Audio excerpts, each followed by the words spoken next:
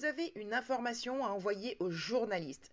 Vaut-il mieux l'envoyer à tous ou seulement à certains?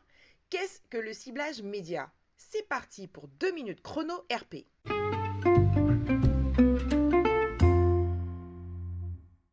Ça y est, vous avez rédigé votre communiqué ou dossier de presse et vous devez l'envoyer aux journalistes. Votre prochaine étape? Procéder au ciblage média. C'est le moment de passer en mode sniper des relations presse.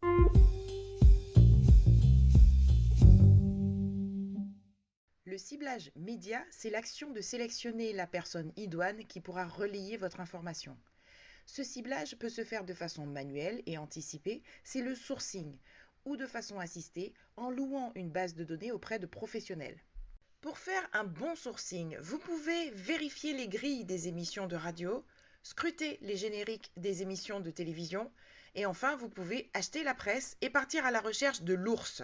Non, je ne parle pas de la peluche qui pèse 200 kg, mais bien du petit encadré que vous trouverez dans les magazines de la presse écrite.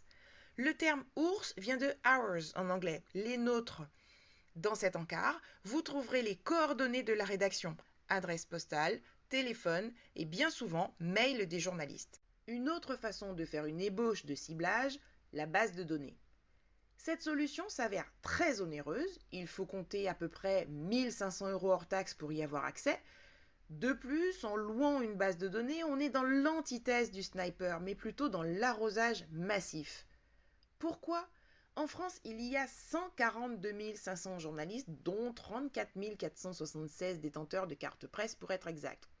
Dans de telles conditions, difficile d'être à jour au quotidien des départs à la retraite, des arrivées de nouveaux contacts, de changements de fonction, de changements de rubrique, etc.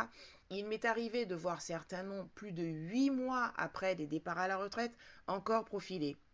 Pour obtenir un fichier qualifié, il sera nécessaire de compléter la base de données d'appels téléphoniques pour vérifier que vous avez les bons contacts. La base de données vous permet de ne pas oublier de médias, oui, mais elle ne fait pas tout.